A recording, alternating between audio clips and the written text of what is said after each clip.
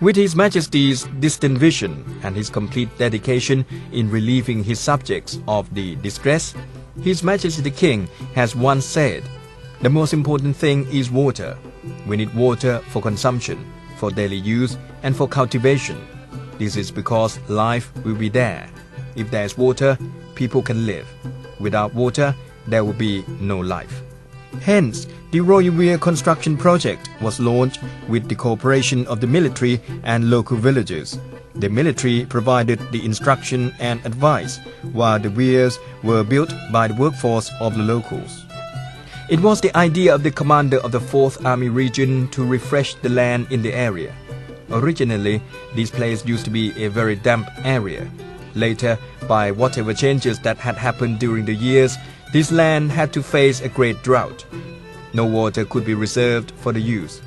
There were also many inundations.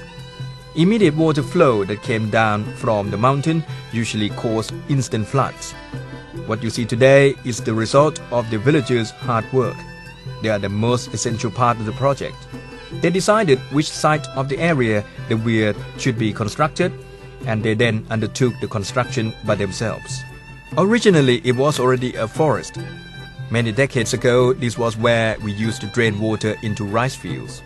It was Pok who knew the significance of this spot, so he chose to build a weir here to serve 3 villages, which are Gadok village, Chok Mongo village, and Mok Rat village. The idea of the weir that was built here was royally initiated and required no budget for construction. People here only needed cooperation and harmony in order to make this project successful.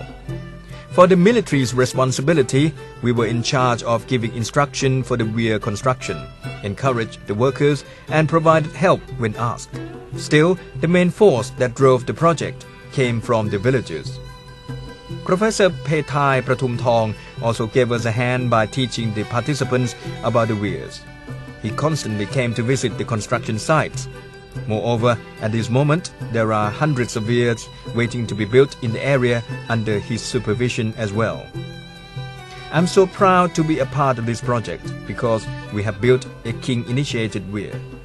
I've heard people saying that from now on, this place will become a rest area. In the near future, there will also be lots of plantations here. I've heard that they will plant watermelon here too. At first, villagers didn't understand what military officers were doing.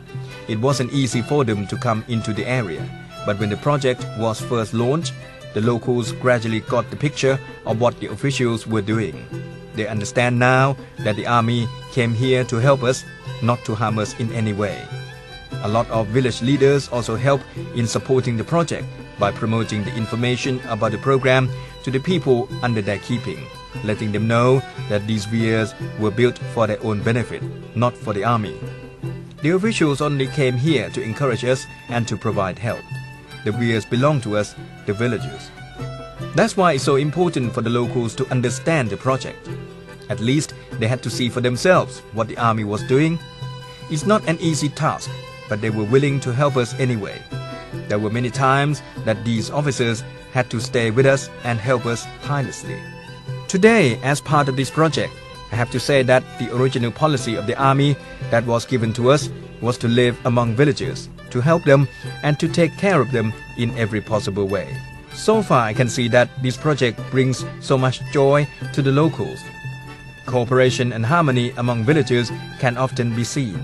Just as Professor Phetai Pratumthong once said, "We don't just build the weir, we also establish quality people, confederacy and sociability. These are what we'll receive directly from the locals. For me, no reward is as good as seeing these people happy, because it also brings joy to me too." This project brings to the locals many advantages. A weir or phai in Thai is a construction for reserving water from flowing wastefully, but in the same time it lets the